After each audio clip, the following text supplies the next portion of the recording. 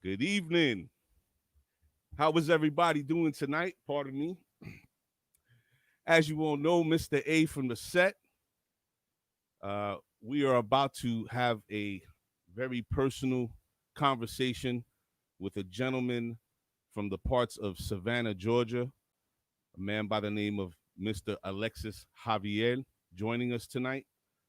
But as you know, before we start the show, I just want to give a brief couple of shout outs to people that I want to recognize that actually support and watch the show. So here we go. Salute to Mr. Mark David Valentin on his new business, well, not new, fairly new business venture, New York City Hot Wings. New York City Hot Wings claims to be New York's best, tastiest, hottest, most robust wings you can find around the city. Right now, they are doing all sorts of catering and taking orders and delivering and so on and so forth. Their food truck actually is being developed as we speak, and it should be ready to go in the next couple of weeks. But I would implore everybody to give New York City Hot Wings and our friend to the show, Mr. Mark David Valentin, a shout. Come to the Facebook page, as you can see here. Hit them up on WhatsApp. The link is right here in the description.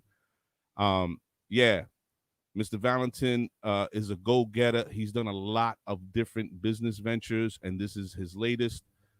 He supports the show, and I'm 100% sure that once you guys start reaching out and maybe you take a sample, you're going to get hooked. His wings game is serious.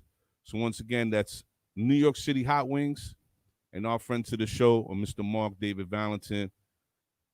Mr. Valentin, we see you. We salute you. You already know what it is. And I will be coming to see you soon because you will be on the set. Um, my next shout out, listen, there's a lot of people in this world that you come into contact with, but this next gentleman happens to be a dear friend of mine. I've known this gentleman from about the age of 15 or 16 years old. He's a mentor, a musician, and he's a comedian most of his life. But he does do live performances. He goes by the name of Barth Brooks.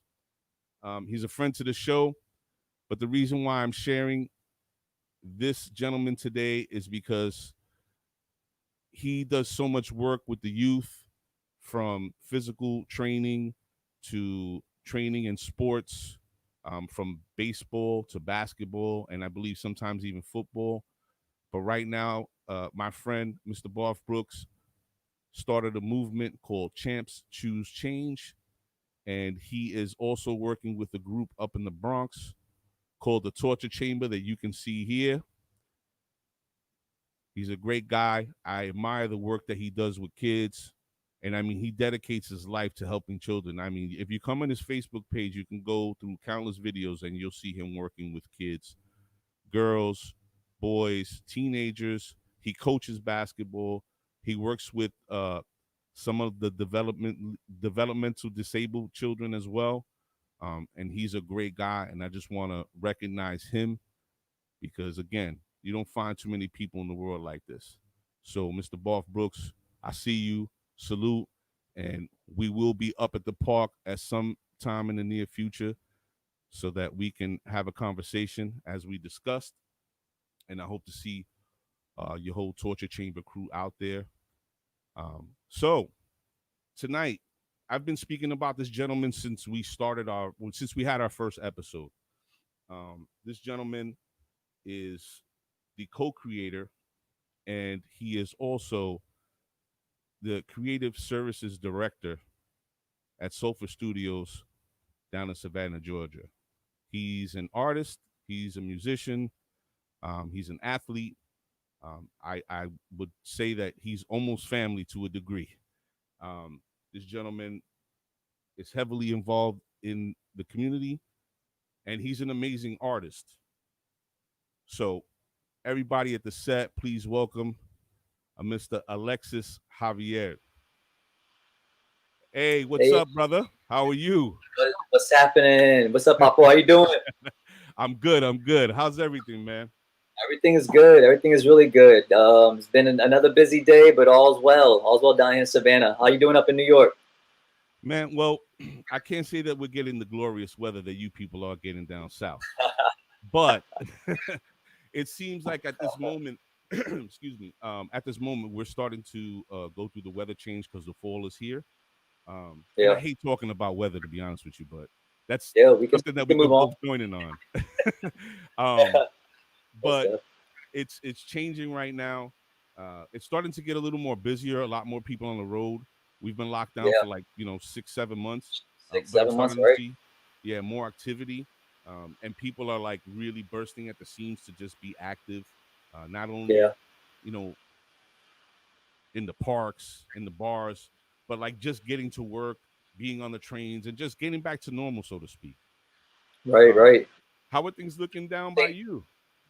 similar, very similar. I mean, Savannah's its own little bubble. We were slow to kind of shut down and get people like to stay home because it's Right. I call Savannah Slovana. So yeah, it took a few weeks past the The mandatory due cutoff. date that people for people to be like, okay, we should take this seriously.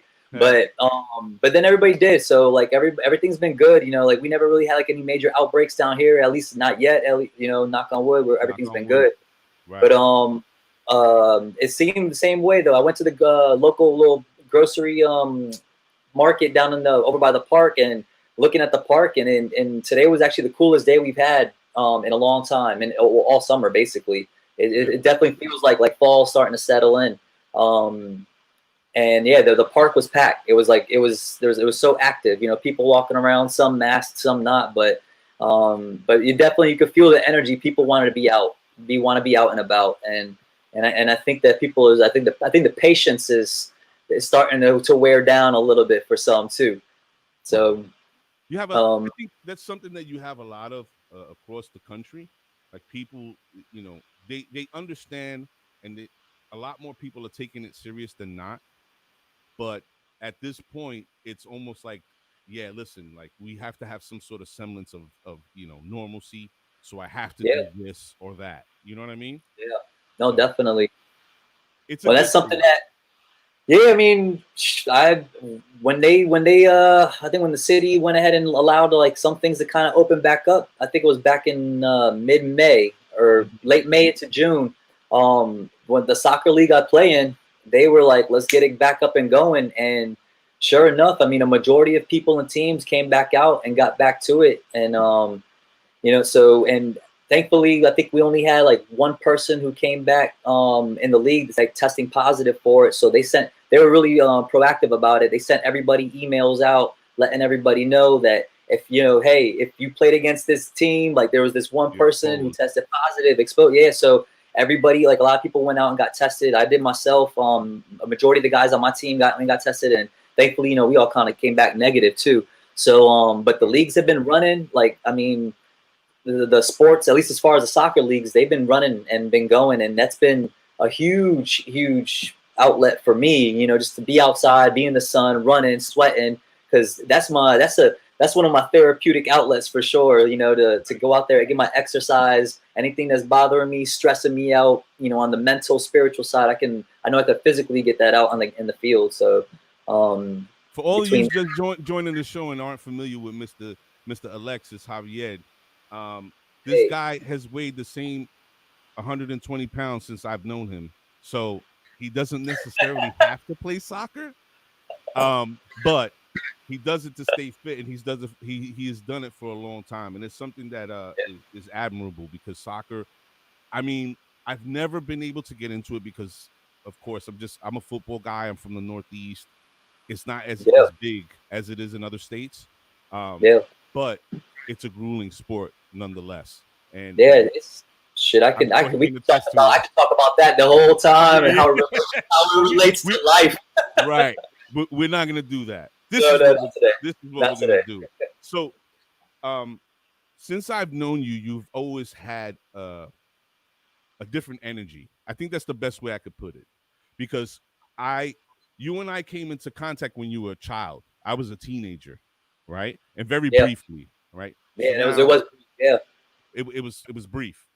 But when we reconnected, your energy and the kind of person that you are really struck me, because there are not many people in my life that I know that have that sort of movement and sort of that inner energy. I'm going to keep saying that word.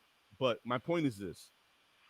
Uh, I would like to know, at what point in your life did you decide that art and the arts was something that you wanted to live? Like, you wanted to be this sort of bohemian gentleman that you've become, essentially. Well, I could say that it was when I was about, I think I was about 6 or 7 years old. It was like a first or second grade. We were still living in Virginia Beach. Because for those that you don't know, like my father was in the military, he was in the Navy. So we moved around a bunch. So at this time, this was about 1980, 88, 89, and we were living in VA. And yeah, and so I'm like first, second grade. A teacher asked us to draw something, the whole class, just to, I think, probably just wanted to kill some time. So she was like, draw like a parking lot scene or a grocery store, a building, a structure, whatever, just draw something. So when she just threw those couple ideas out there, I went and ran with it, and I drew like what was like a like roads, kind of like did like a landscape design of like a road with like a curb and a parking lot.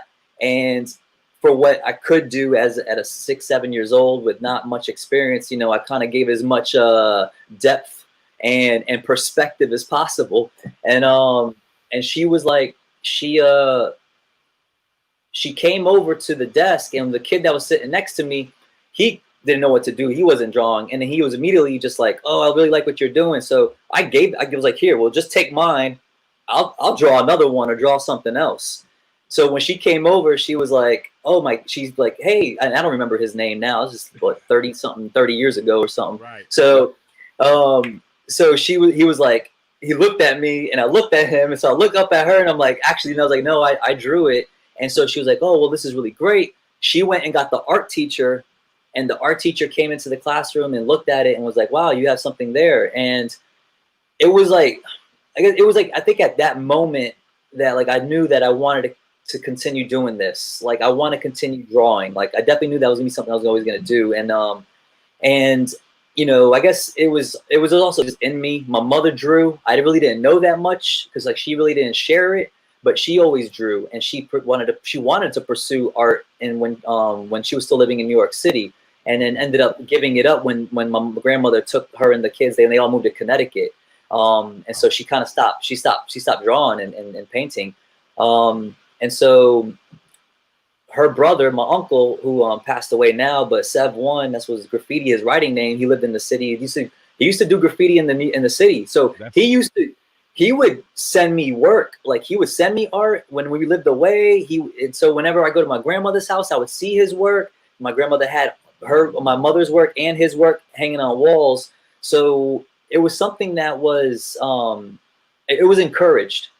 It, right. it was something that was encouraged. It wasn't stifled. And I just started soaking up everything. Like I would draw from life. I would go pick up like how to draw books in the library, Right.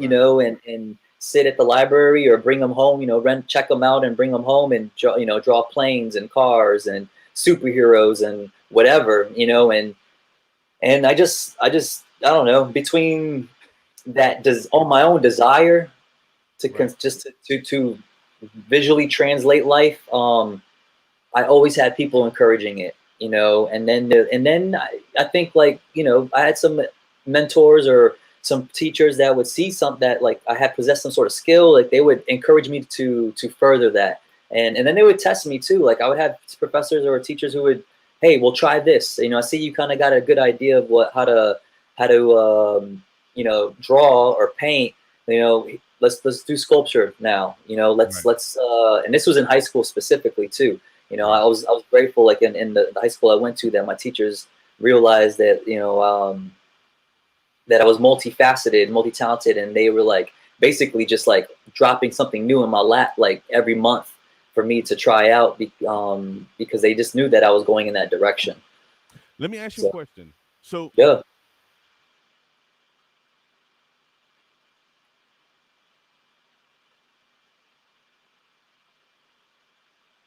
Oh snap.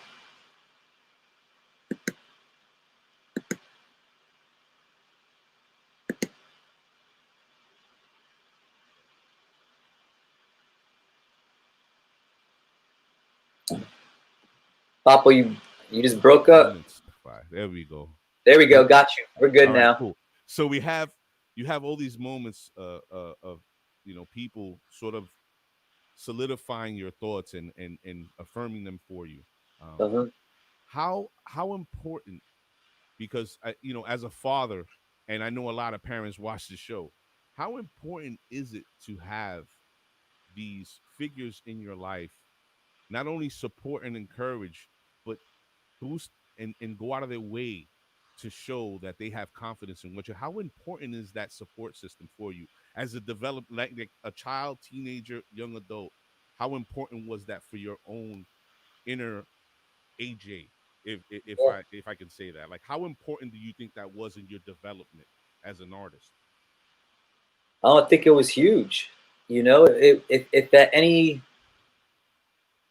well, I gotta admit, it was very rarely that I felt like, this is something I shouldn't do.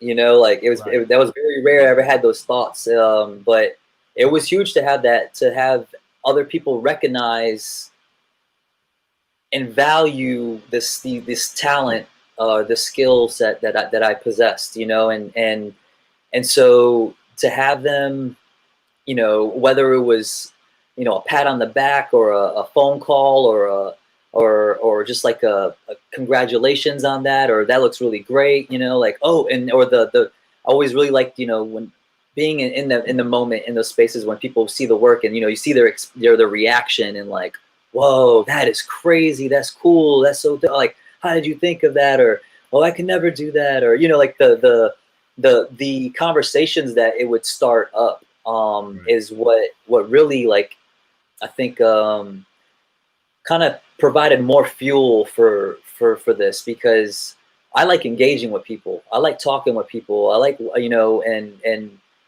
and if the artwork, the music, whatever, if whatever that medium is to open up dialogue between me and a stranger, Right. then that's I look for that, because I feel like, like we are, I'm trying to get all philosophical in this, but like, You're an artist. we're That was bound to happen. we're reflections of one another. You know what I'm Exactly. saying? So like, there's if I sit and talk with somebody or engage with somebody one on one long enough, I could find something in that person that I see myself in, and I think if that person is open enough too, like, they can, maybe feel the same thing, and I try to reciprocate that as well. Just earlier today, another person just said to me about, like, man, I can't even draw a straight line, I can't even draw a stick figure, and it's something that so many people feel like being an artist, like there's like some sort of like a bar or standard that, like, one has to reach to be considered that, and to me it's like, I feel like, the artistic practice comes in various forms, and I think that it's where we want to put our focus and our intention behind whatever it is that we're working on, is where, like, the art comes into it, because it's like, how do you figure out to, you have this challenge. How do I, find a solution to this challenge? And you go through this process. And it's the same way when I look at a blank canvas, or a jacket, or look at a blank, sequence in a track for a song. It's a new challenge, and how am I going to approach it? Whether I'm going in with an intention because I have a certain message I want to put across, or I'm going in with an open mind, with like that little antenna up to the genius, the muses, the creative muses out in the ether, and let them come in and just do their thing through me. Right. And that's another way of approaching it too. So, I think that it's something. Yeah, it's just like being an artist. I feel like, or a creative is something that we all possess. It just comes in different ways. And I also, just don't think that, yeah, you don't need to draw a perfect face, a human being. If six figures is your thing, run with it. Like, one can argue to, say that, I mean, how many people thought Jean-Michel Basquiat's work was childish or right? Like, they were looking at him like, and they called it primitive and childish. Was like, well, he realized what he needed to do to get his expression out. Because the dude can draw, he could do, like, realism and stuff like that too. But he realized, like, he wasn't trying to be another classical Renaissance type painter artist. Right. He has something to say, and at that time in New York in the early '80s, it was just like with hip hop influence and graffiti. So you got poetry and music and all that jazz influence mixed in there too. It's a whole new form of expression. I was No, I listening think to. I'm sorry to cut you off. no, you Um, good. I was listening to what you were saying even before you said Basquiat, right? So Uh-huh. I'm hearing what you're telling me, and I'm immediately seeing visions of Jeffrey Wright playing him, because uh, I saw that movie, was and good. understand Jeffrey Wright. That's my guy, right? So He's a slept on actor. He he is. he has this quality, right? He's just amazing. So let me not dwell on that. But as you're saying these things to me, that's instantly who I started thinking of, and then you brought him up, and I'm like, this guy's reading my mind. I think what I was hearing, and maybe the audience could, if they want to chime in, I think what I was hearing is that you have these sort of spirits that bring your art to life, right? So, in one moment, AJ can sort of like leave himself and go in that moment and just create, right? Something just naturally flows from you. And then there's Yeah, another part of you that, hey, you've been commissioned. I want you to do X, Y, and Z, but I want it to be your sort of thing. So yeah, go ahead and do that. And I think uh, both of those approaches, and I've seen a lot of your work, um, you can tell there's a lot of you, who you are. It's not something that's forced or manufactured or cookie cutter. It's something very organic and genuine that you do. And since I started looking at your work, there's something I've always admired, because everybody tries to jump into a mold, right? yeah, and yeah, and what's that? You're not an artist. You're a microwave, to be honest with you, right? So I listen to your music now, and this what I want to segue into now. I've listened to your music now, and I think that everybody sort of approaches music and listening to music looking for certain elements, right? To say, oh, I like that, that's banging. And if it doesn't fit those elements, it's dismissed. yeah, And it sucks because people have become accustomed to accepting the microwave, right? yeah. Now, Oh yeah. as an artist, you can see and appreciate and hear and appreciate things that people will just miss, like Hmm. a Basquiat, right? Yeah. So, with that being said, you're Mm. doing all this artwork and you're a creative, and now you're delving into music. What was Yeah. the like? When did that start? Because I know about 6 years ago we had a conversation, Yeah. and I was like, "Wow, okay, cool." So what was it that triggered your movement into now playing with music and making beats and things of that nature?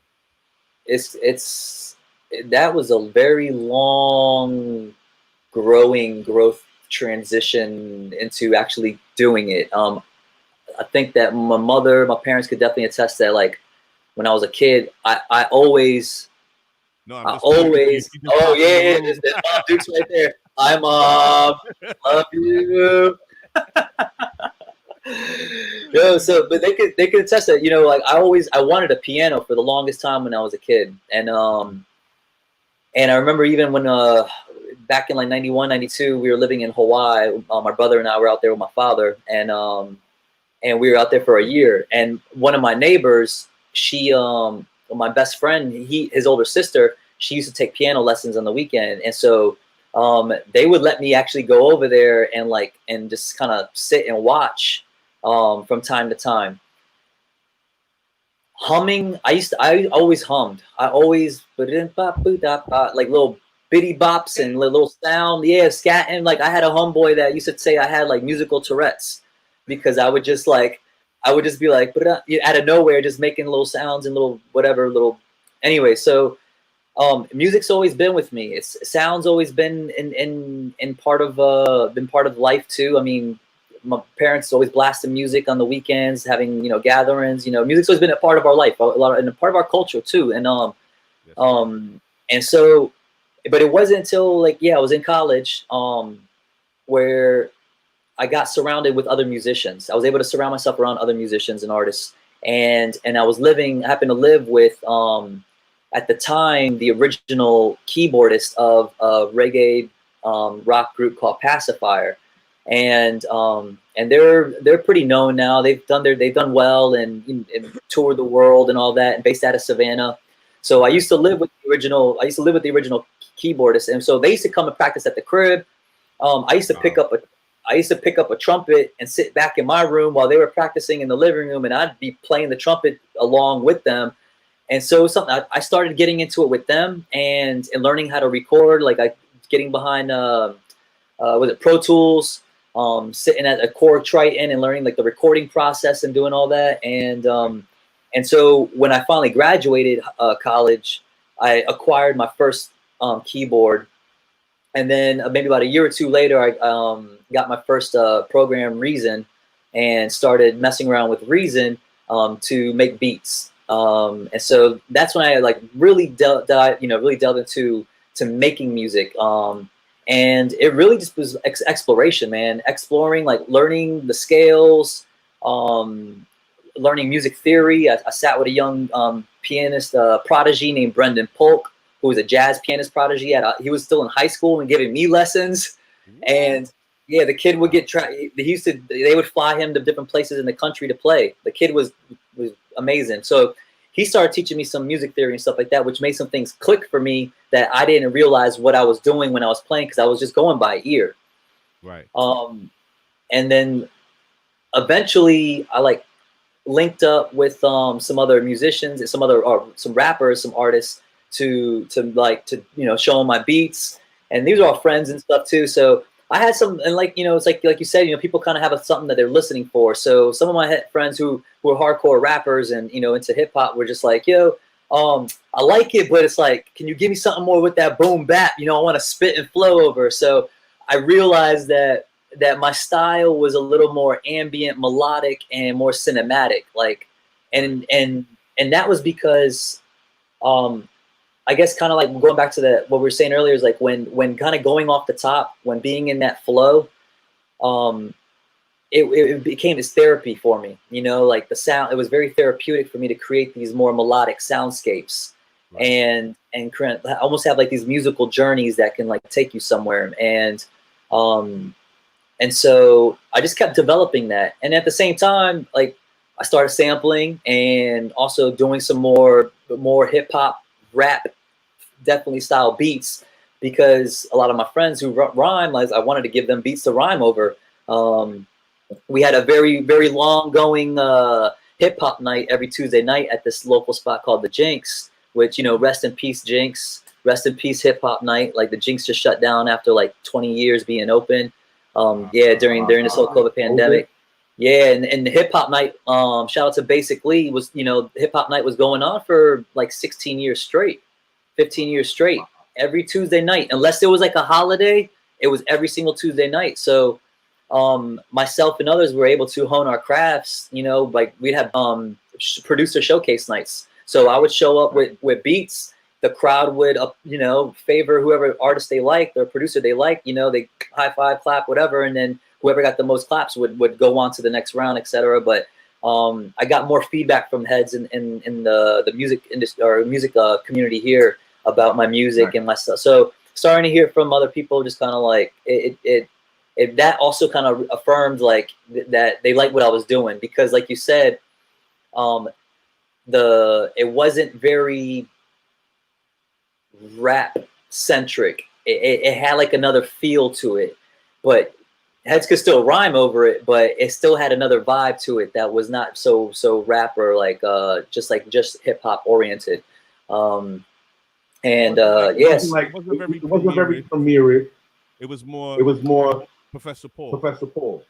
there you go. Yeah, Yeah. yeah. And then somebody like who I always looked as far as like a musical artist I looked up to was who's a poet was Saul Williams, and Oh Saul man. Oh Williams man. Salute Saul is Williams. salute to Saul. Like he is a just a huge inspiration when it comes to like music and poetry for me. Right. When his first album Amethyst Rockstar came out in 2001, my girlfriend at the time actually got that for me as a gift, and that just like opened up my head to like what one could do with rapping with lyrics as a poet over different types of beats, different music, because there was like a electronic influence with like a little bit of a rock influence, and it definitely like encouraged me. So like when I finally sat down to start making music, I thought about him and other artists as well that kind of influenced this direction of music So that I was going in.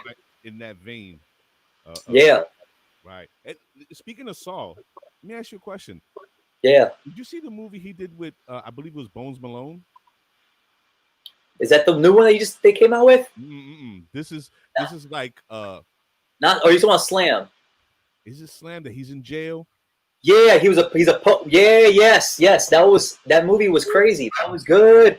That you know what that reminded me of? I don't know if you've ever seen Downtown '81.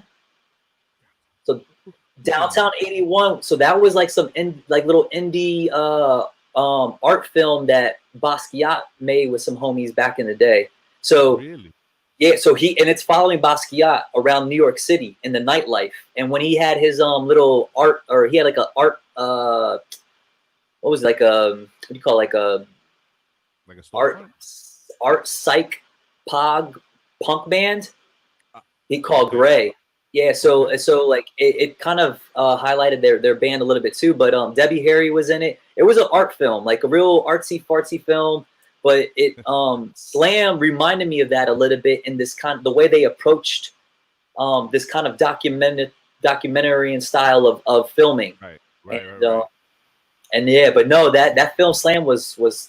I just was actually just watching a clip of that the other day, which was crazy to bring that up. Listen, if you're just joining us, it's Mr. A at the set with my good friend, my brother, Mr. Alexis Javier, here all the way in Savannah, Georgia, representing Sofa Studios. And we're having a discussion about his journey in life within art and the art community and now music. I think everybody can tell that we're sort of like finding each other in the same spaces in this discussion. Um, Mr.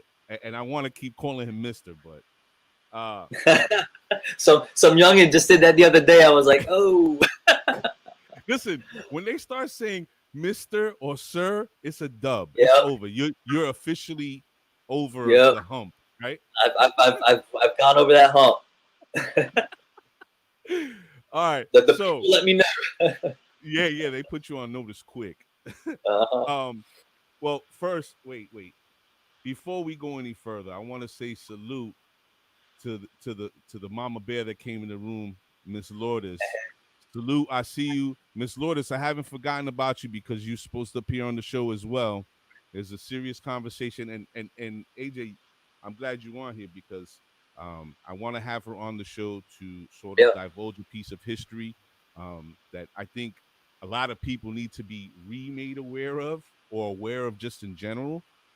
And I hope that she promised me she'd make the time. So, Lourdes, everybody's watching. You said you would be on the show. So Ah, salute to Miss Mama Lourdes. Glad to see you. To my brother Mark David Valentin.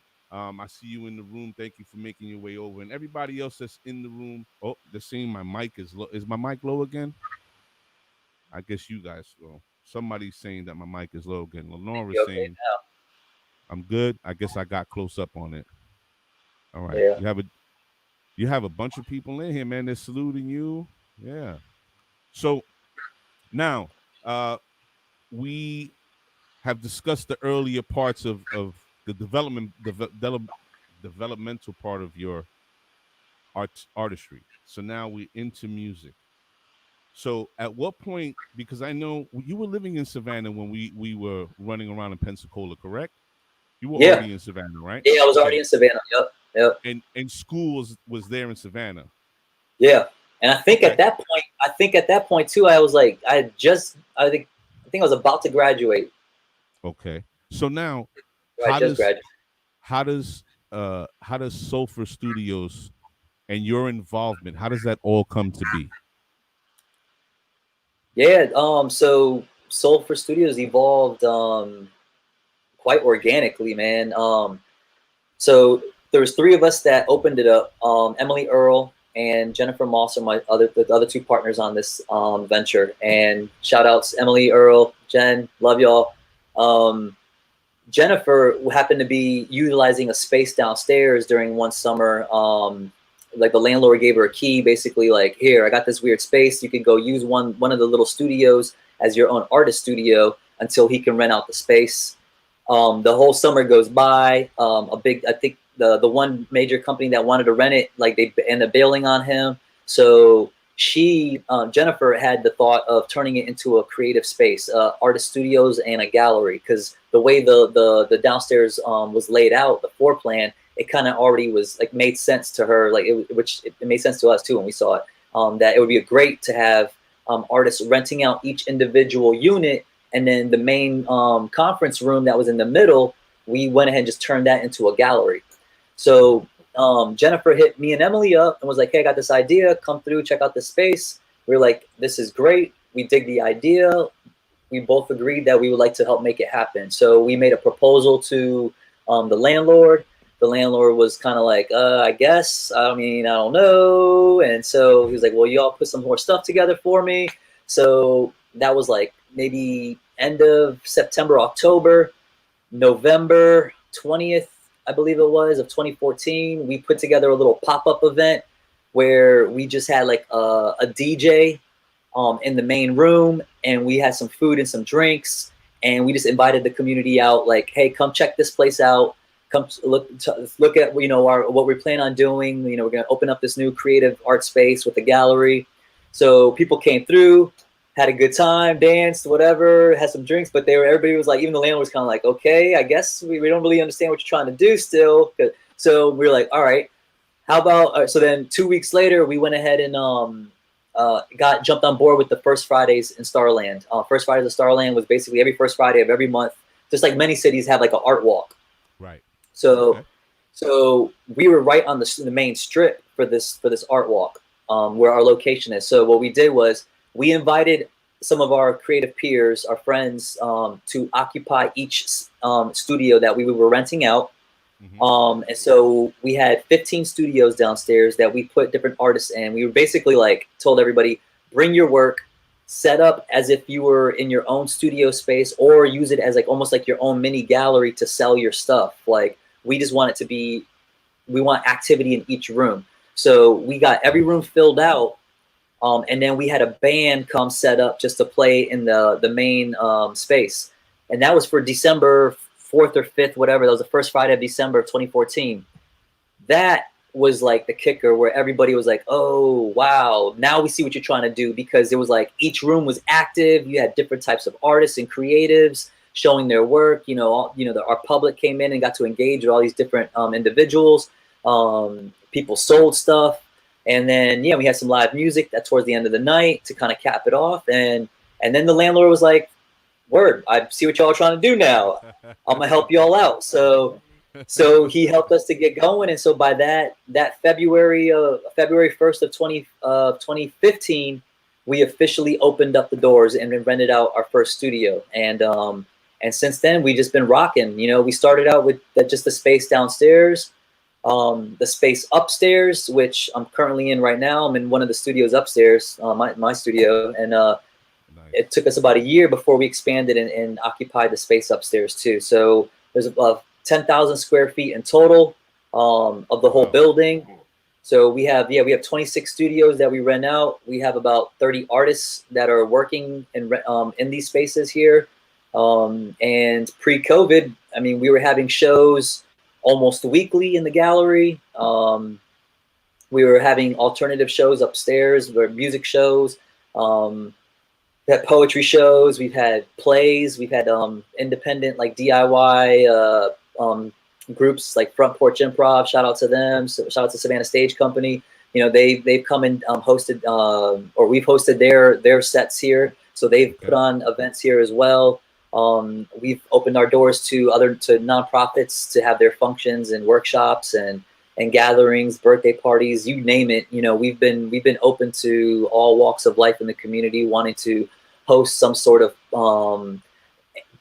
public engagement or private engagement, for that matter, too, regarding artistic, creative endeavors. So, you know, it just little by little things opened the door. You know, things opened up for us. You know, we found ourselves being in a position where, you know, we started getting phone calls about, you know, hanging art, and to the point where just this past year we were subcontracted by the city of Savannah to hang art in the Cultural Arts Center. Up until they were able to kind of hire their own team and crew over there, they were subcontracting us to go do that. So myself and a couple other people, we would go hang the work for the shows that there, and we did that maybe like 4 or 5 times before they finally got their crew over there to take care of stuff. So, but we also hang work in a couple other spaces. We've created relationships with other local businesses where we curate and install the art in their spaces. So the Sentient Bean is a local cafe that gets crazy traffic. They're located right on the park in downtown. So we've been hanging work for them for the past like 3 or so years. Same with another business, the Starland Cafe. Although that's been put on hold because of COVID, they haven't reopened their dining room. So we haven't been working with them over the past 6 months. But we had 2 other locations that we were working with too that since dissolved. But yeah, we've just kind of found ourselves to fill like little niches here and there, and the word of mouth gets around. You know that we've gained some respect from the creative community here, that we know what we're doing, at least in regards to hanging artwork and curating shows. I think I don't know if it's okay to say or not yet, but we won the best art gallery again for the 3rd year in a row, I think, or 4th year in a row. So look at you sitting on that this whole time. Let's bypass everything. Let's bring it back. Did I tell you that we won 3 years in a row? Well, and this is in regards to the readers of the Connect. The Connect is like the local paper. It's almost like a creative loafing. If you want to get your fix on what's happening in the arts and the music community, the Connect is like an independent paper, or was an independent paper, that has been really, really great at supporting in covering things that we do. So, you know, shout out to everybody at the Connect who's been, you know, helping support us and getting articles written up about the different shows that we've done, and our artist in residency program and all of our ventures, because yeah, we got several things going on. So we're, in regards to all that with Sulfur, we are now in the transition of growing to another level, and which is becoming a nonprofit, because we are now operating as one. So we're going through the process of actually transferring into becoming a nonprofit 501c3 entity. So we can actually expand upon the programming and things that we have been doing, because that's the only thing I think that really is kind of like kept us kind of at this like stagnant pace, like, you know, especially after the past 1.5 years, 2 years, we've been in this, like, we've got our routine going, you know, but we haven't been able to really grow because we haven't been able to really bring the big money in. So I think that now becoming a nonprofit, we'll be able to like actually get some grants, local, state, federal grants that could help support some of these programs that we have, and some of the ideas that we want to do that we just haven't been able to, because that's it, the ideas, and lack of money. Lack of the funds. Yeah. But the energy is definitely there. Oh yeah. The evolution, people, I need you to understand. I think everybody here in some way, shape, or form knows Mr. Javier, either directly, indirectly, or actually work with him and have tuned in tonight to see this interview. But as you can see, Mr. Javier is completely taking over the show, because there's there's so much to tell about who he is, his endeavors, the collective that he works with, the work that he has put on from the start of his sort of enlightenment of being an artist and up until this point. And I was myself excited to have him on the show because I understand that who this man is, his work ethic, and the talent. And I think it's important that we get behind people like this.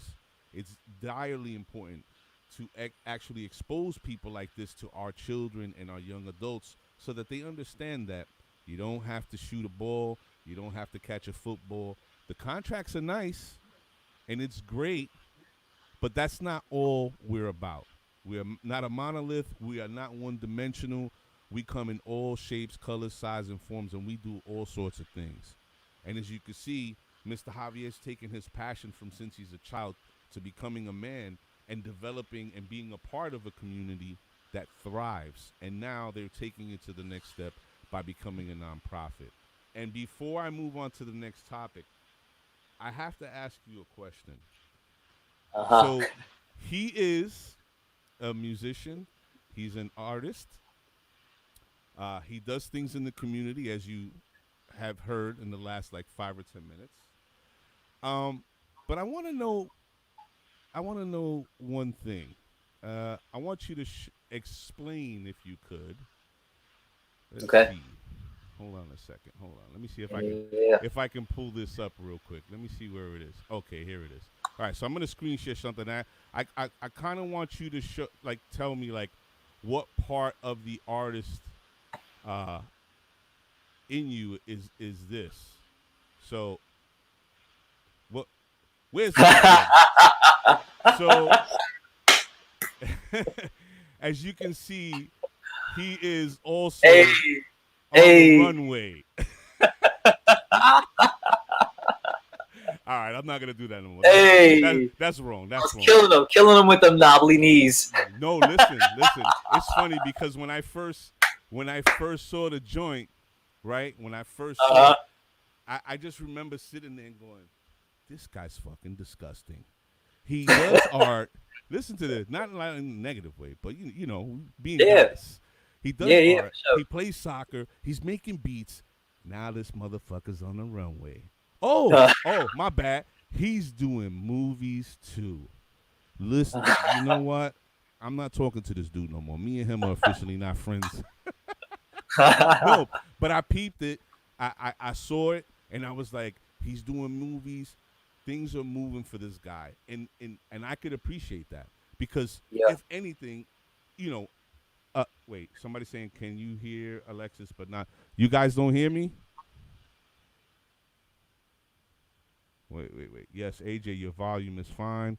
I guess that my volume is not fine. All right. People understand something. I have my volumes turned all the way up. This this platform tends to do that from time to time. So please forgive me, bear with me. Hopefully this adjustment. AJ, how are you hearing me? I hear you fine. I'm good. Okay, let me try one more thing. Hold on a sec. I hate this platform. I'll be honest with you. I can't wait till my partner gets off his Netflix The job. way better it says. Oh yeah. Someone Oh, saying that you way sound better better. now. Oh. Okay. Yeah, it does go up Gracias, and down. Alex. Pause. So I lost my train of thought, but I'll move on I to think what I we was was. gonna say. Huh? Uh huh. You were saying? No, no. I think, yeah, go ahead. Go ahead. So, He was also um, runway and modeling and acting and something. no, that was you. So the brother is multifaceted, and this was my point. I see uh-huh. you doing all these things, and a lot of people don't understand, and I think people should. Uh-huh. I come from New York City. It's a different breed of animal out here. And sometimes when people see people doing good and fulfilling their dreams, no matter where they're at in life, they become what they call a hater, right? Uh, right. Here at Right. the set and Mr. A, we don't do that around here. And that's the reason for our show too. We want to bring people into the community to make connections and connect people, no matter what it is that they're doing, right? And Yep. also, most importantly, we want to see our people win. Period. Doesn't matter who you are. We want to see everybody win. Yep. So in Big ups to that. watching, yes, in watching AJ's journey, seeing him win at every turn, and then seeing him on the runway, I was like, you know what? I gotta talk to this dude. he's doing a movie. I gotta talk to this brother because it's nonstop. But going back to a point that I made, community. Now, something that I've always said about Sulfur Studios, when I would give them a shout out on the opening of the show, is that Sulfur Studios is heavily involved in the community. And I'm sure that my dear brother here will explain to everybody watching some of the goings-ons in the Savannah area that they have been involved in and things that I've seen. But I want you, AJ, talk about some of the things. I'm sure you guys do mentoring for children or artwork with children, probably voter drives or whatever the case would be. Tell the people that are watching the show some of the things that you and your people are involved in Savannah. Well, mainly we are like Sulfur Studios itself exists as like a creative hub, so our main thing is that we provide space and some affordable space to artists and creatives of all walks of life. And with that, we've been able to curate and put on shows within our gallery space that have been open to the local creative community. So, encouraging and engaging with other of our peers, other artists, trying to get them kind of like just get them help them to get their work out there to be recognized, especially as those who kind of like leave school too, because that's something that is like talked about in Savannah. Like Savannah has one of the most prominent art schools in the country, in the world. There's the Savannah College of Art and Design, which I'm an alum from. And matter of fact, both of my partners who run Sulfur, we all graduated from SCAD.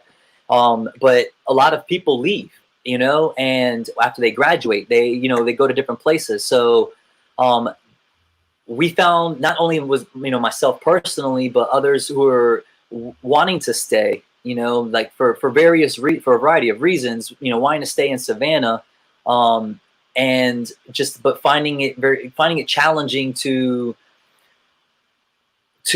be a part of a creative community that was that there was still some things that were, I guess, I say some things were lacking. Like there was like, they had spaces where you could go show work, but there really wasn't like a creative hub that really garnered that community within a space altogether.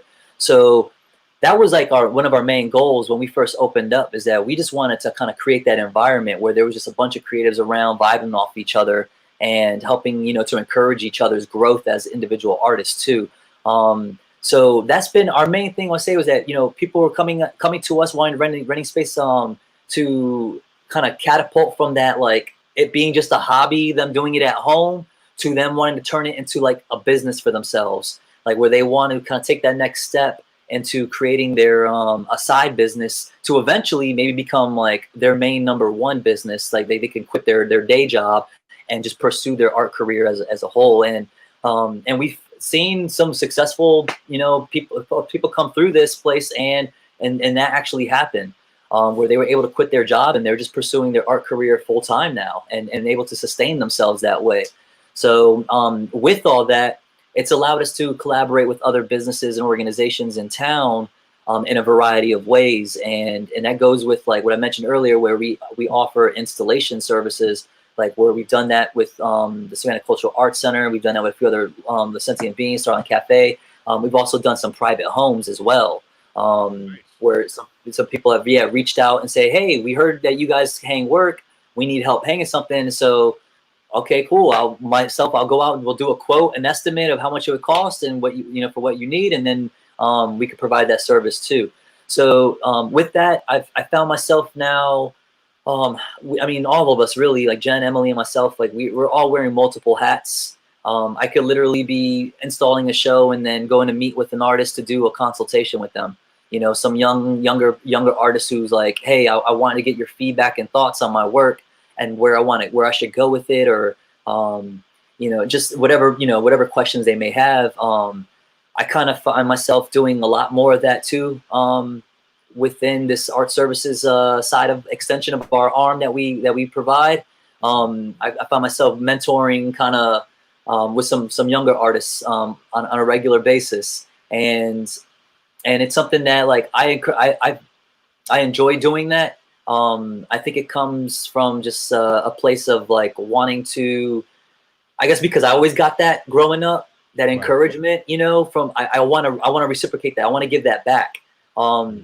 And I told myself when I was in college that eventually I'm going to go back and teach. I'm going to eventually go back and be a teacher, whether at high school or try to go, get my master's and be a professor. But um, like my always thought I'd go back. I always thought I'd go back to my high school I went to in Connecticut in Windsor and go teach art there.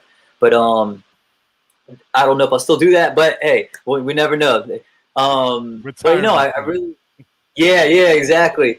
I was like, I still feel like I've still got some learning to do, Yeah. Yeah.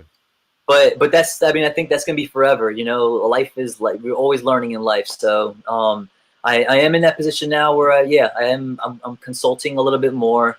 Right. And then I'm also kind of taking over some more of the studio's management here. So I'm dealing with the renters and like getting new renters in, studio management stuff like that over here. And but yeah, no, we've pulled in some volunteers to help us out. We had some people under our wings. Each of us had a person under our wing to kind of show them what we do, because a long term goal for me is that this space, this I feel like the space will always exist. Right. But I know that for me, personally as an individual, that I will outgrow my role here, and in the meantime, like like bringing people under to teach them what we do, who are younger, have some energy, and want to learn these things, so it'll help them grow as individual artists, creatives, administrators, in the creative industry, and then so to pass the baton, like this is something that I know from is that this is not going to be my forever thing. Right. I am very grateful for the opportunity coming my way and for being a part of this and then helping um, to share my knowledge and skills and resources with others. But I also know that this is like something that needs to be I'm gonna need to pass on eventually. So with that, I try to encourage some of the younger heads or people who have shown interest and want to help out. Meet with them on a regular basis, talk to them about the things that they're doing, um, and with that, I know it kind of got off slightly what your question, because I know it was more of like what we're doing with the community too. So You we've touch on everything, collaborated. brother. We we've collaborated with other businesses too for different projects. Whether it was a big event, a gala event, where we maybe set up a table and we had like a Soul for Studios booth, or whether like I've gone personally and done like as a Soulful representative, but also as an individual, gone to different events to be a live painter, a live artist, and to spread the services that we provide here at the studio, but also to flex a little bit, show my skills. I got every once in a while, because an older wise poet in town reminded me. He had to remind me. He's like, "Hey, don't let the people forget what you can do too." He's like, I see you out here. I see you out here helping a lot of people, but don't you have every once in a while you got to remind people like of what you do. Yeah. As far as like Every your now own. and then, it's a good thing to stun on them to let you know, like, listen, don't ever think I ain't got one in the chamber for everybody in here. So just be easy You on already them, know. you know. But Yep, listen, yep. um, it sounds to me that Sofa Studios, and you can correct me if I'm wrong. From everything that you've told me, you guys sort of developed a rec center for artists, if you would. Um, Yeah. and there's a lot of the things and elements that you've put into this, but I think what stood out to me at the end, which was most important, and I believe it's direly important to who you are and your people are as artists, is that you understand that your flag is planted in here for so long, and it's not that you want to bring down what you've built, but you actually want it to live on, and you want to bring other people so that they can garner their experience and move on, because it's sort of like a pit stop in your life, right? or it's your baby, right? And now you're Yeah. gonna leave your baby, and you're gonna go out into the world, and you want to come back around later on in your life and be like, wow, you know what? We started this 40 years ago, and it's still here, Yeah. and people are still passing the baton. And I think it's not only admirable, but I think that's a beautiful thing, And I really hope that the studio stands the time because, again, that's your baby, you know, Yeah. and you guys are nurturing a community, and I think people have lost all understanding and concept of that. Hmm. So seeing the work, like I saw El Moro that you did, when I Yeah. saw you doing that piece, man, I was like, you know what? It's funny because I told my daughter she's in Florida. They were taking a trip to North Carolina to see her fiance's family, and I said, listen, you have to go to Savannah at some point. You just have to go. The city itself is beautiful, but Hmm. because they're into that, they're into that whole art scene. So I said, Nice. Nice. when you guys get a chance, just go up there. Like when things are cool and you guys can move more, go up there and check it out. I think you're gonna have a lot of fun. And and again, I think, Yeah. Make sure you link us when she does. oh, of course, because as soon as she gets it, she's gonna video call me like, Dad, I'm out Yeah. here. Who do I ask for? What's his name? Uh-huh. Alex? No. You know what I mean? Because she's like her Uh-huh. mom. She's sarcastic as all hell. Uh, Shout out to my daughter. So let's bring it all uh to a nice bow, if you would. So you discover your passion as a young child, I would say. yeah. You move on into high school and then on to college, and along the way, you're developing this passion. You now enter college, and down in Savannah in the art school, right? Yeah. What's the name of the school again? Savannah College of Art and Design, Right. And the funny thing is when aka I SCAD.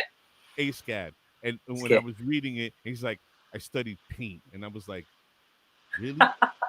Study like is that how it's like? That's how you verbalize it? I Well, studied paint. that's what I came for too. I came to for the painting department. I was gonna go get my degree in painting, and I ended up dropping out of that program and going into fashion design. So Really? yeah, so that's where like the whole That was I, that I wouldn't runway say that. stuff? Well, that had an influence on it a little bit, but Okay. that Okay. was Mona, that was Mom Dukes right there though. Mom Really? Dukes was trying. Yeah, she was trying to She made her efforts definitely when we were younger. Me and my brother and Julian, like to Okay. get into do some modeling and stuff like that, because we some handsome young brothers. So she was trying to get us in. She was trying to get us in Modesty. the mix. The modesty on this guy. You hear him? Yeah, Yo. so it was something that like, and you know what, I almost took it really seriously. Back in I think I was probably like 19, 20 years old.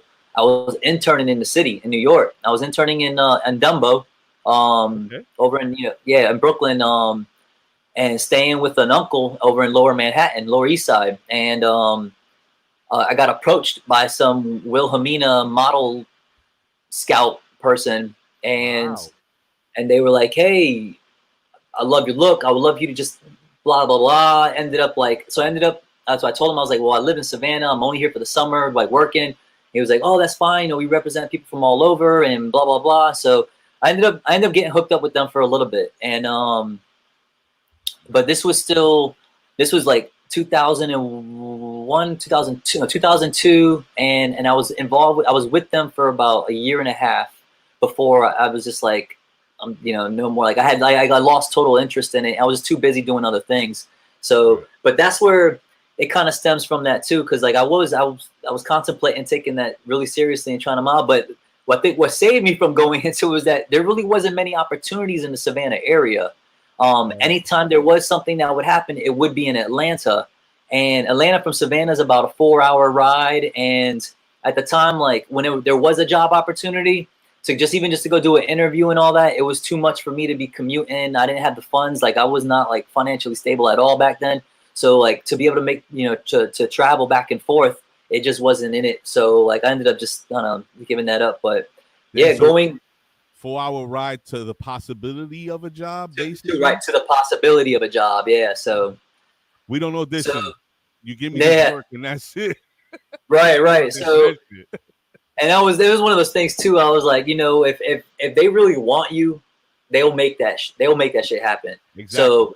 So like I was not about to go chase anything down or give them any more money and stuff because we did pay a little bit into that Wow. initially just to get started. Of So course.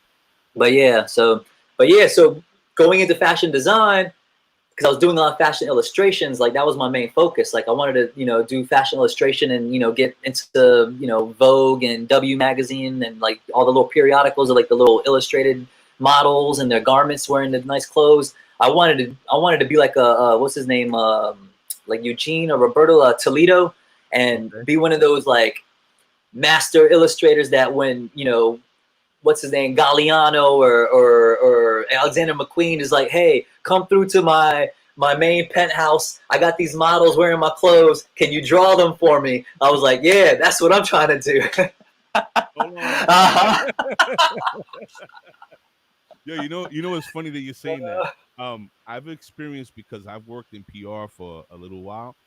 Yeah, I've yeah. experienced quite a few fashion weeks, and Uh-huh. and, and I'm being a man right now. I don't know why I'm talking, but it had nothing to do with nothing. But since you brought up fashion, I've been in the presence of Fashion Week quite a few times because when you run public relations and you're doing clothing lines and high end goods and stuff of that nature, this all culminates during Fashion Week. Dude, I couldn't tell you how many models like Uh-huh. they just walk around naked. Yeah. Like Yeah. And I that's how it is, yeah. And like that's something oh, that like and that's I something dropped that my like shoe. yeah. What? And so and like for me, like one, as a hetero male, like I think that the woman figure is beautiful, and just from a hetero perspective, whatever, just from an artistic, creative mind, like um, being in environments where drawing the live model, whether a male or female, like I've done that since I was in high school. So like being in the presence of another naked human being who's a stranger is not something weird for me. Right.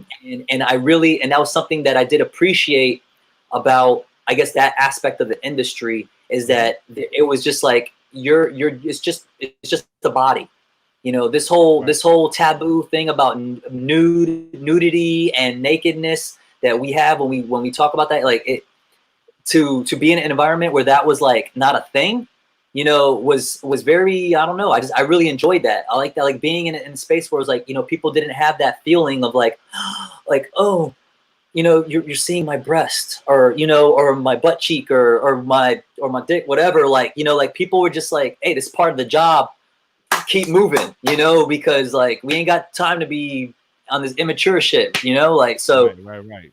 Um, yeah, no, that was something that I really liked about that of the industry itself. So, yeah, like I wanted to do that. I wanted to draw people because I like, and again, there's another way, like engaging with people Mm-hmm. and the physical form, the figure. Like Right. I drew the figure a lot too. So, being able to um work with another, a person from life, drawing the figure, but being that it's fashion, it's a little exaggerated.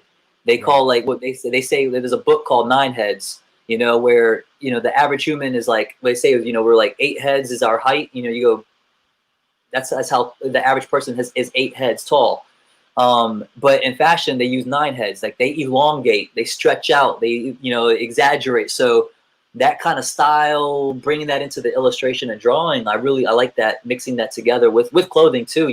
Just like you can have fun with the different garments and clothes and accessories and outfits, and it was Man, something that, yeah, I just enjoyed doing that. But I really, and I hate to interrupt you. I really hate to sort of tell you that I think you were born in the wrong generation.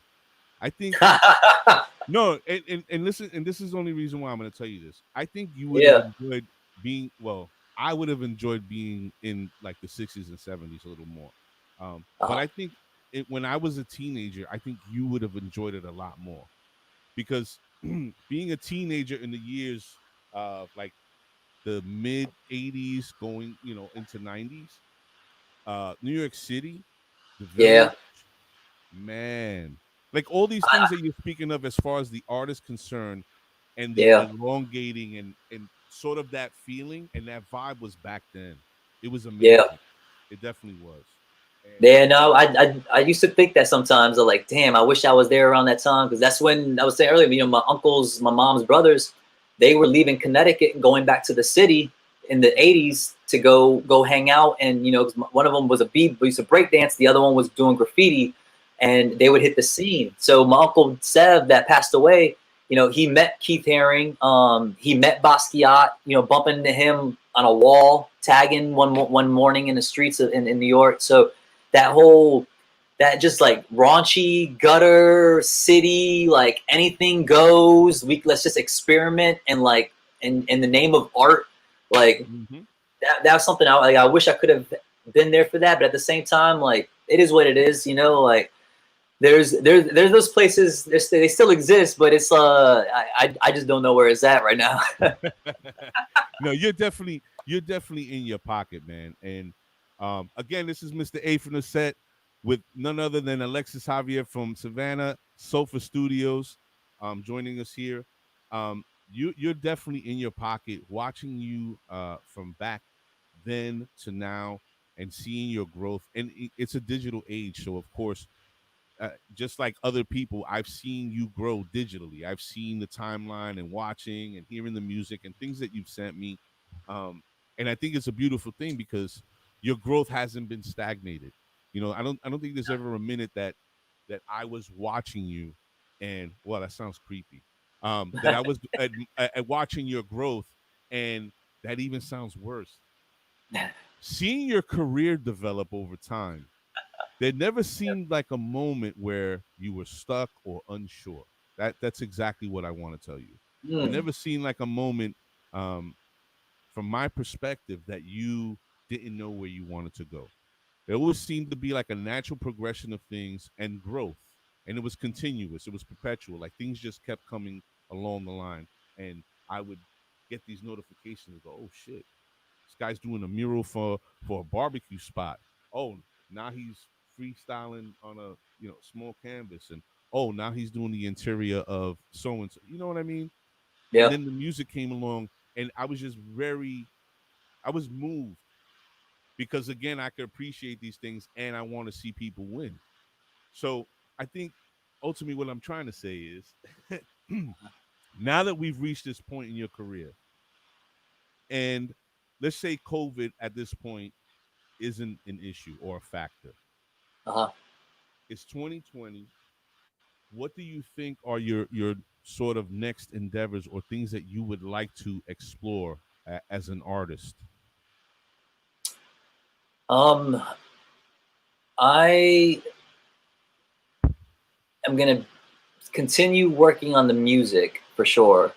That's Okay. definitely a continuation. That's something that um, is a heavy part of my practice.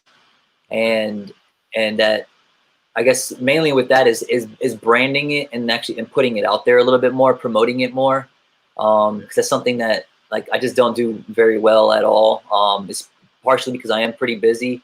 I don't spend enough time on my own creative adventure, to like finish my website, get all this stuff out there, promote the Respectable. branding. Yeah, so besides promoting my brand, building my brand, of Age, Instrumental Age, or Age, AJE, with Alexis Javier Experiments, um, it's eventually a longer term goal is getting behind the camera. Um, Okay. like I have got my feet a little wet with doing some acting stuff, but I've always I've always liked being behind the camera and kind of being that kind of in that creative director type of position. And shout out to my cousins, Jasenia and Gio, my brother Julian. Like we did this crazy comedy sketch thing when we were kids, and I shot everything, and put everybody where they needed to be, and got in the right angles, and ever since then I've always had that in the back of my head. It was like something that I'm gonna do, and I feel like I'm almost at that point because of now exploring so many different facets of different creative mediums, from set design to sculpture to creative design to having a little hand on photography, and some editing skills, sound, all of that, and then being surrounded by others who do this work as a profession too. It's allowed me to understand a little bit more of like what it means to be a director, to be behind the camera. So eventually, that's the long term goal. Is like I want to be behind the camera, like whether it's directing like music videos or little art films, or potentially even like films like that. I'm open to it. But yeah, like that's something that I'm gonna explore as a creative. That's something that's on my radar in the near future to just to start exploring, because that's why I decide. Age has always been a nickname of mine. Like Mm-hmm. my mother, everybody's always called me Age since I was a kid. So putting that together, I was like, I was like Age. I was like, well, Alexis Javier, and I was like, experience. But then I was like, because like Joe Rogan's got his thing, the Joe Rogan experience. I was like, let me scratch that, and like, I'm, and I was like, all right, I'm gonna make this experiments, because I do feel like there's a relationship between being a creative, an artist, and a scientist. And it goes back to what I was saying earlier, is like we have a challenge presented in front of us. What resources do I have to face this challenge? How am I gonna like going through the process of figuring out what works and what doesn't work to achieve a certain goal, an outcome, and so finding out that whatever that formula may be, to achieve certain goals. So that's why I'm like, I know I say that, it's like, I'm in experimental mode. I'm always experimenting, just give me whatever, just give me a medium, whatever the medium is. I'm gonna tinker around with it and try to figure it out and see how I can make it work for whatever, whatever my vision may be, or whatever the outcome is, that image, or video or sound clip. So Listen, you're saying this to me, and what came to mind was a line from a movie called The Departed, where Jack mm, Nicholson is telling, uh, is it Leonardo DiCaprio? He says, "I'm an yo. artist. You give me a trumpet, and I'll get you something out of it." So Ah, it's sort of it's your message is sort of it's in that vein. The different yo, mediums to find your ultimate goal. It doesn't matter what it is, you're gonna get there. You know what I mean? yeah, And I think that exploring film, especially now, I think people are starting to get hip to the whole fact that this is a thing, right? I think that this is the new medium, video, especially. You know what I mean? yeah, Um, and I find more and more, like I have two very good friends that are cinematographers. One guy, shoots movies, he's shooting commercials. Another guy has shot music videos for a long time. He actually placed my son in his first commercial. So that nice. is that's awesome. And I have a friend who was an artist as well, and I can't divulge his name because he just revealed to me that he's gonna get behind the camera, and I'm gonna wait until he makes it official to try to, you know. But he's an artist, amazing, amazing. Well, I'll send you some of his stuff offline. Yeah, please Um, do, please yeah. do. So we have reached the point in the show where it's time for us to go because we've been Ah, talking for almost an hour and a half, and I know we can continue this discussion. What I want to say is, I want to first thank my guest, Mr. Alexis Javier, um, as I call him, AJ, my brother. I can't shower you with enough appreciation and admiration for who you are as a person and as a man and as an artist. I appreciate both yo, sides of you. You definitely bring it home, and again, I respect that about you. You have not faltered. Just keep doing what you're doing, and as you go along this journey, yeah, I see you too. as you go I along see this you too. journey, you make sure, yeah, it's always here. You make sure that you update us here at the set, either a DM or whatever it is, because Most we'd like to definitely. also keep updating our audience to the people that we have on the show, because we also get requests. People like, hey, you had so and so, bring them back. We want to talk to them. So please keep in contact and make sure you let us, know any updates, any developments, any changes. that you're going to be experiencing, and your team as well. And I want everybody to take notice, Most def. everybody who's still watching. So Mr. AJ has on a forest green shirt with some multicolor print, and we're sort of in the same colorway because I got the black with the, and he has the black on the inner of his design with the back green, and then the hat color. I think he Uh-huh. got black too. See, it's all sort of like that's, yeah, man. You doing it? You Yeah. doing it? And I see you. Hey. Yeah. Big shout out to Bomba Kombuya. Uh-oh. Here we That's who go. this is. Hey, it's a That's the Bomba band out people? of Chicago. Yeah, Bomba Really? band out of Chicago. So big shout out to them. They're doing their thing, spreading that Afro Puerto Rican bomba music in Chicago and then some because they came down to Savannah and performed. So all Wow. good peoples, super cool. The education component that they bring along with the performance is dope, and I think it's important to share that with others too, especially us Puerto Ricanos and other Caribbeans, because that Afro Caribbean influence, man, it's definitely it also infiltrated its way into American culture. So you know, Definitely. People need to recognize that and I'm going to say this, Puerto Rico is a Caribbean. It's a Caribbean island. It's part of the Caribe. It's part of the Caribbean people.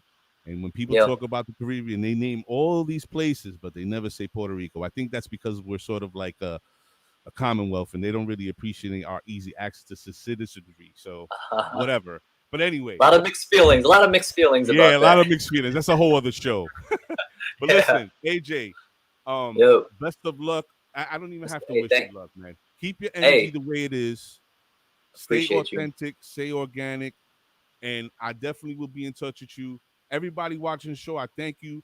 I really want to salute this brother Yeah, because, thank y'all. again, his work is impeccable. So, Mr. AJ, we will be speaking again, and I thank you for coming Word. on the show, and I will be in touch, my brother. I appreciate it, and I appreciate all y'all who stuck around, listening, watching, and I hope y'all learned something about me. I hope y'all support the show, the set. We need more of this, and I appreciate you too, Papo. Like, hey, you know, real recognize real, and so I don't do this very often. I Me, appreciate it, brother. Trust me, I me know what showing it my is. face is it's a love hate relationship I have with the screen. So so thank you, man. But thank you. No, I really appreciate what you're doing too and what you're bringing to the table. So, if you need anything, let me know. Oh, for sure. I will be. You see, you Yo. shouldn't have said that. I'm gonna keep you to that promise. Ah! All right, my brother. Good All right. seeing you. Take Yeah, it care. was good seeing you too. All right. Much love. Oh, people. I could talk to that brother all night and all day. Uh damn, Benny, you missed it. Well, you're gonna have to watch it on the rewind. Salute to my brother, Alexis Javier. I mean, to say that this gentleman is an artist and musician and just an all-around great person, it doesn't really tell the story. In order to understand what he brings to the table and just his energy, and I keep focusing on that word, but there's just some people that you come into contact in life, and their energy and who they are as people, just it reaches you in a different sort of way. Pause. But again, Sofa Studios, Alexis Javier, it was a pleasure having you on the show. Thank you for everybody staying tuned. You can watch this rerun on Facebook Live at the Set 6145 and YouTube as well. Same tagline. To all my people, we'll see you on Sunday. Thank you so much for joining us, and have a good night.